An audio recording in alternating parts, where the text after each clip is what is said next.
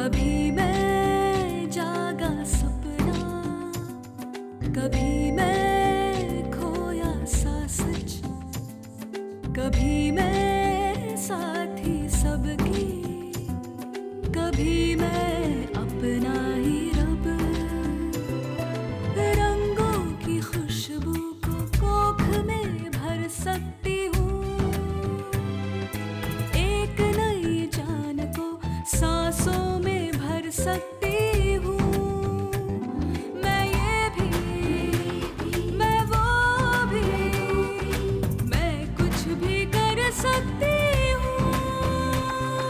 मैं कुछ भी कर सकती हूँ, मैं कुछ भी कर सकती हूँ।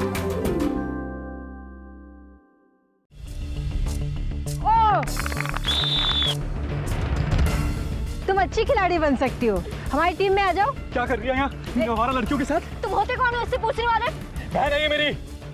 मैं तुम्हें सिर्फ एक हफ्ते का समय देता हूं। एक हफ्ते में मुझे पैसा चाहिए, वरना पुलिस को बुलाऊंगा। सारा मोहल्ला पुजारी जी की यात्रा देखेगा। खबर आई है कि पापा नहीं रहे। मैं बहुत बदनसीब हूं स्नेहा, उनके आखिरी दर्शन भी नसीब नहीं हुए।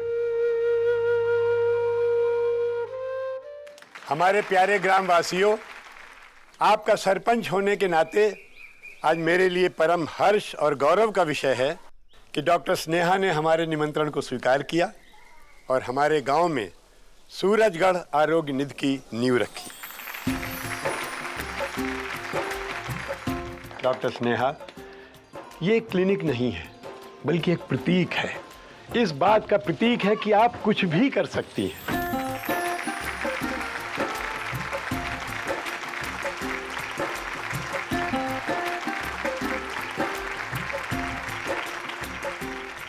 भाई और बहनों, ये क्लिनिक महिलाओं की है, उनके लिए है, उनके द्वारा है।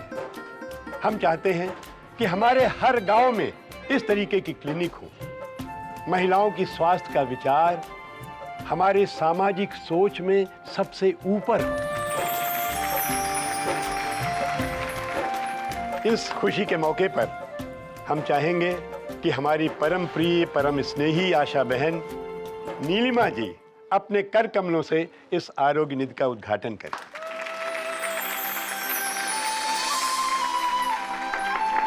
पर मैं, ये आप क्या कर रहे हैं? मैं तो, और इतना बड़ा सम्मान। अरे नीलिमा जी, आप आरोग्य दूत हैं। ईश्वर ने बड़ी कृपा की है आपको हमारे गांव में भेज करके। आपने जिस तरीके से हमारे गांव में घर घर में जाकर जो सेवा कार्य किया है, उसकी जितनी भी प्रशंसा की जाए कम है। ओ, हमारे गांव के मुन्ना जी क्या कहते हैं? कहते हैं, जहां हो नीलिमा जैसी आशा, वहां फिर किस बात की निराशा। क्यों भाइयों बहनों?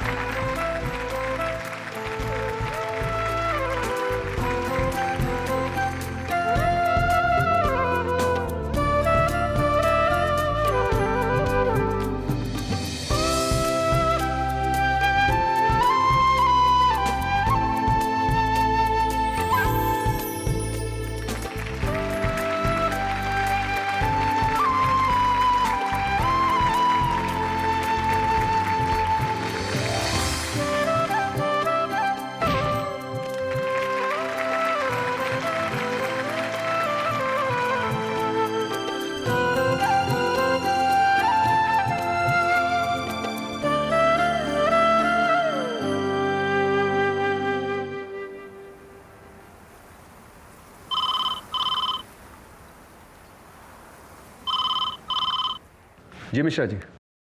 बेटा, तुम्हें ये बताना था कि तुम्हारे पिताजी का दाह संस्कार कल लंदन में हो गया। वो तुम्हें तकलीफ नहीं देना चाहते थे बेटा। तुमको तो पता है कि उनके बच्चे लंदन में ही रहते हैं और उनकी पत्नी शारदा जी भी बच्चों के साथ ही रहती हैं। बेटा, उनकी वसीयत मेरे पास है। मुझे कुछ नहीं चाहिए। नहीं बेटा, शर्त के मुताबिक वो वसीयत तुम्हारे सामने ही खोली जाएगी।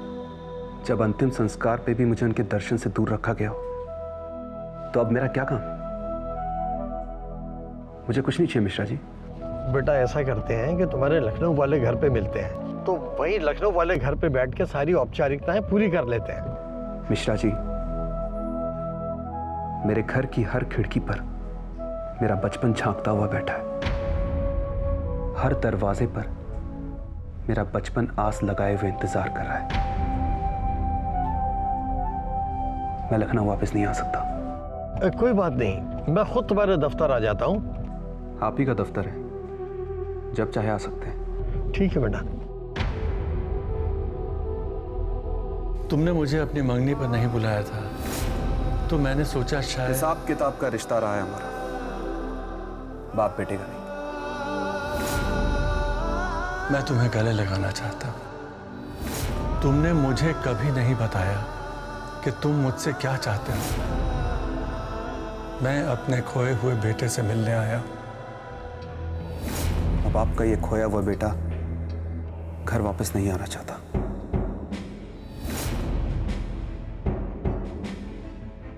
आइए, मैं आपको गाड़ी तक छोड़ देता हूं। नहीं, इसकी कोई जरूरत नहीं।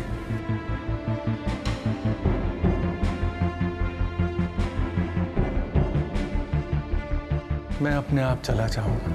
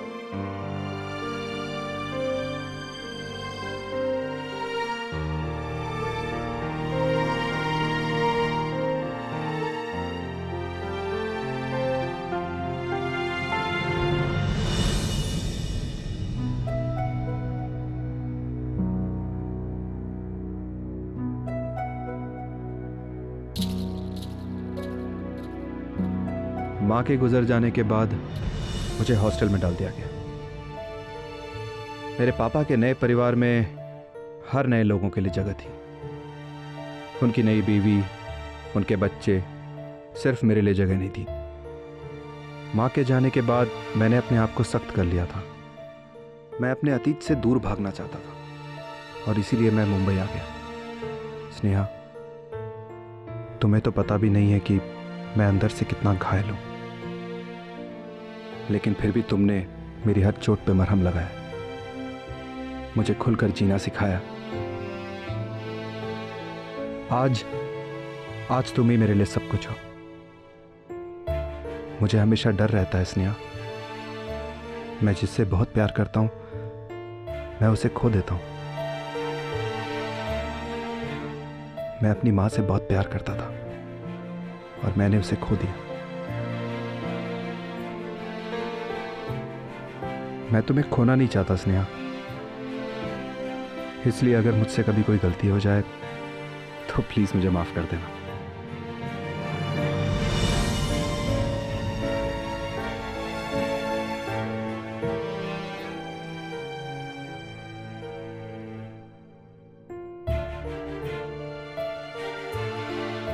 हेलो। हेलो, एके ट्रैवल्स। जी मैडम, बोलिए। मुझे प्रतापपुर से दिल्ली के लिए एक ट्रेन टिकट और दिल्ली से मुंबई के लिए एक फ्लाइट टिकट चाहिए। मैडम, अभी सीजन का टाइम है, ट्रेन का टिकट तो बिल्कुल नहीं मिलेगा और फ्लाइट का टिकट भी आपको परसों का मिलेगा। ठीक है, मैं आपको बताती हूँ।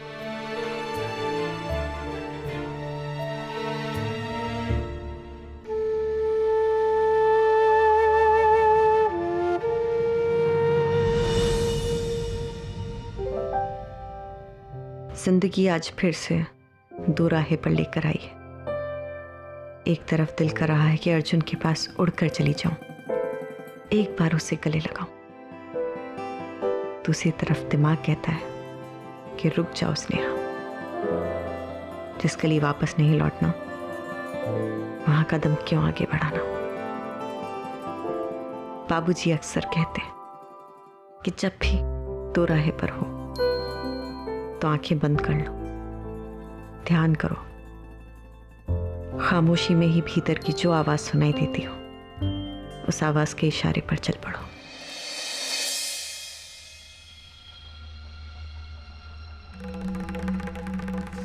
पूरी पंचायत पे कब्जा कर लिया इस औरत ने। अब मुखिया जी के जरिए औरतों के घरों में भी घुस रही है। बहुत बड़ा षड्यंत्र कर रही है ये औरत। बाबा, नाटक नौटंकी से कहीं कब्जा होता है? और आप बेकार की चिंता कर रहे हैं। आपके साथ हम हैं, मंत्री जी हैं, जनता है, तो किस बात का डर है आपको? अरे हाथी को जितना खतरा एक छोटी सी चींटी से होता है ना, उतना शेर और चीते से नहीं होता है। जानते हो, हम छोटे से कंपाउंडर थे, बहुत मेहनत के बाद एक डॉक्टर बने, और जिस डॉक्टर के साथ हम काम करते थे ना, आज वो कहीं पे भी नहीं है, और हम सूरजगढ़ के सबसे बड़े डॉक्टर हैं। और ये औरत एक ही फूंक में हमारी बरसों की मेहनत को उड़ा देना चाहती है। अब आप जैसा आदेश दें, बताइए मुझे क्या करना है? सुना है वो मुखिया जी ने खुश होकर पंचायत के दफ्तर के पास वाला कमरा उसे दे दिया है। उड़ा के फेंकना उसे वहां से। कोशिश करेंगे। अबे कोशिश ही करते रहोगे या कभी कुछ काम भी करोगे? एक बात हम बताएं बाबा, अरे इतनी फटकार तो हमारी पत्नी भी नहीं लगाती जितनी आप लगाते हैं। अब जब हमने एक बार बता दिया आपको कि हम सब संभाल लेंगे तो संभाल लेंगे। अरे पहले अपनी पैंट संभालो, खा खा के तोंद निकल आई है। हम चलते हैं।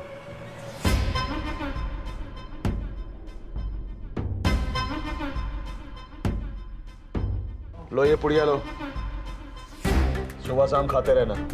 दूध से? पानी से।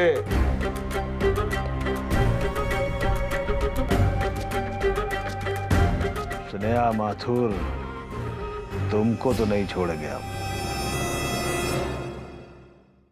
ए स्वाति,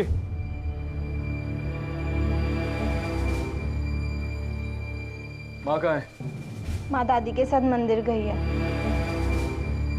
अच्छा सुनो, आज के बाद वहां आवारा लड़कियों के साथ नजर मत आ रहा हूं फुटबॉल ग्राउंड पे।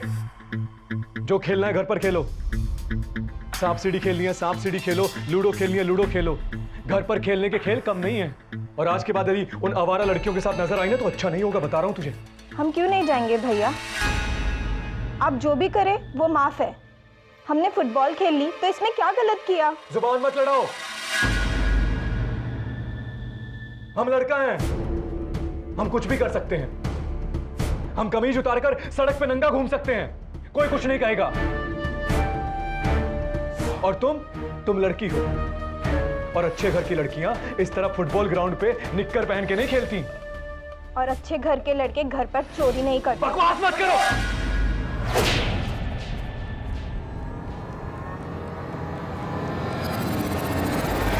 रघु, ये मेरी बेटी है, मेरी बेटी है ये, मेरा विश्वास है ये, मेरी आत्मा का स्वरूप है। और बेटा, मैंने कभी बेटा बेटी में फर्क नहीं किया।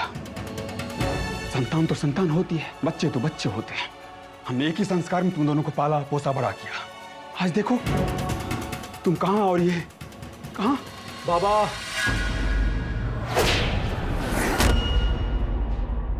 हमको चोट लगी? चोट लगी ना? क्या सोचते हो तुम? पुरुष को अहम हो सकता है, स्त्री को नहीं। बेटा, अहंकार मनुष्य को खोखला कर देता है, जैसे तुम्हें किया। तुम नशा करते हो, लड़कियों को छेड़ते हो, तुमने पढ़ाई लिखाई छोड़ दी, और जो कुछ भी बचा था मंदिर का रुपया चुरा कर उसे बहा दिया तुमने। अरे और कितना सर झुकवाओगे मेरा बेटा? अरे आप हैं क्या? आप एक मामूली से पुजारी हैं ठाकुरबाड़ी के। कभी वहां जमींदार के आगे झुकते हैं तो कभी रोज भगवान के आगे झुकते हैं। दरअसल आप तो पैदा ही झुकने के लिए हुए, और हमें आपकी जैसी किस्मत नहीं चाहिए। हम बड़ा बनना चाहते हैं, पैसा कमाना चाहते हैं, और आपके इस ज्ञान से, आपके इस संस्कार से ना बड़ा आदमी नहीं बना जाता, पैसा नहीं आता। अब आप देखना, हम पैसे में नहाएंगे, और आप हमारा नाश देखना। ए स्वाति, नजर मत आना वहां पर, बता रहे हैं तुम्हें।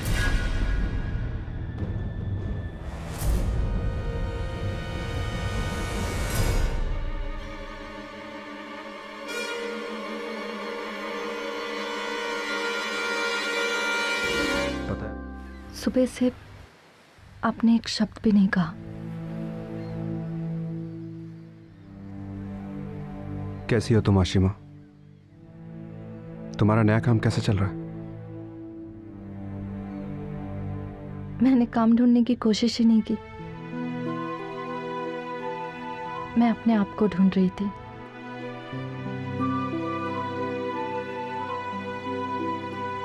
यहां से जाने के बाद बस मैं अपना सामान लेकर निकल गई, अपने आप के साथ समय बिताने के लिए। कभी पहाड़ों पर तो कभी समुंदर के किनारे।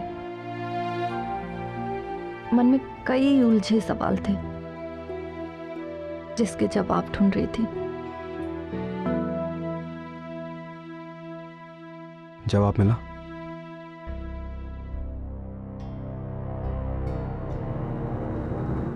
पता है आशिमा, कुछ सवालों के जवाब हमारे साथ ही खत्म हो जाते हैं। ऐसे ही कई सवालों के जवाब लेकर पापा मुझसे मिलने आए थे, लेकिन मैंने पापा और खुद के बीच की दीवार को गिरने नहीं दी। आज पहली बार अपनी की गई उस हरकत पे दिल दुख रहा है। काश मैं पापा और खुद के बीच की दीवार को गिरा पाता। कम से कम उन्हें एक बार गले तो लगा लेता।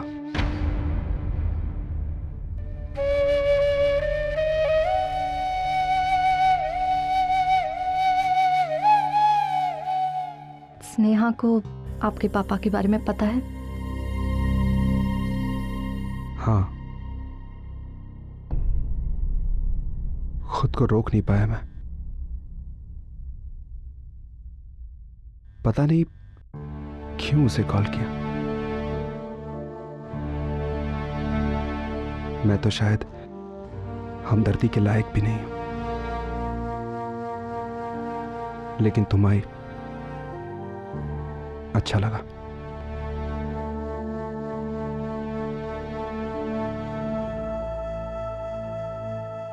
मुझे आपके एसोसिएट शिवानी से पता चला। मैं खुद को रोक नहीं पाई।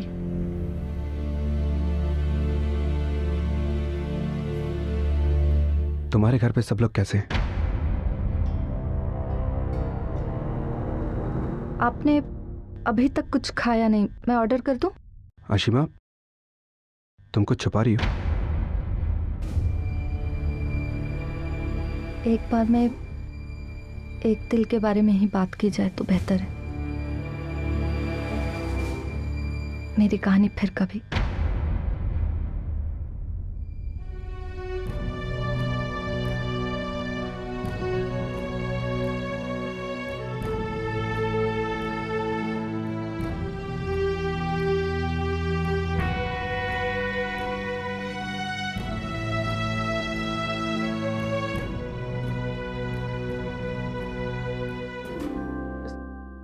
मैत्री, चिंता की कोई बात नहीं है, सब ठीक है। हाँ, तुम वहां पर बैठो, मुझे तुमसे कुछ जरूरी बात करनी है।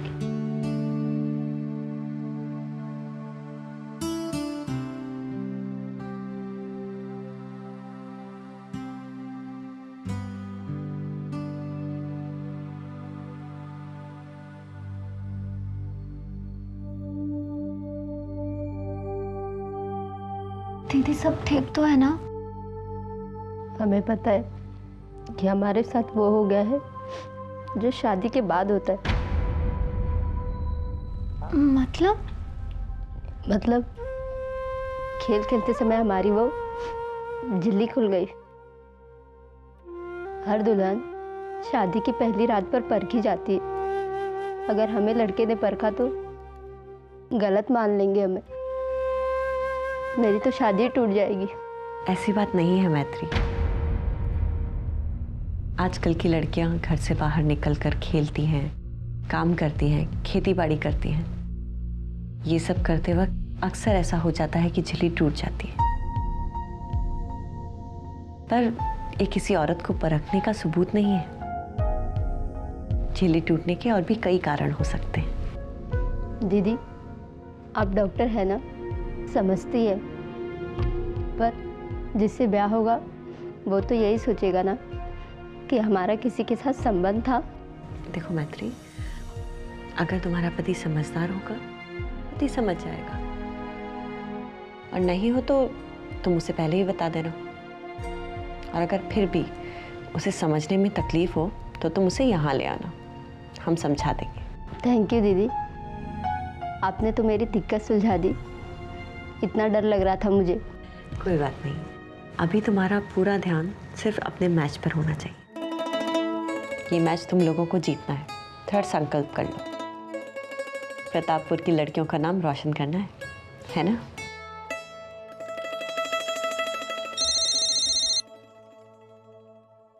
हेलो स्नेहा जी, मुख्यमंत्री की सुरक्षा की वजह से मेरा जा पाना बहुत मुश्किल है अर्जुन के पास।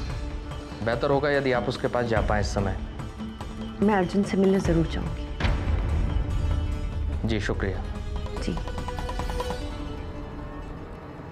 दीदी, आप अर्जुन से मिलने जा रही हैं?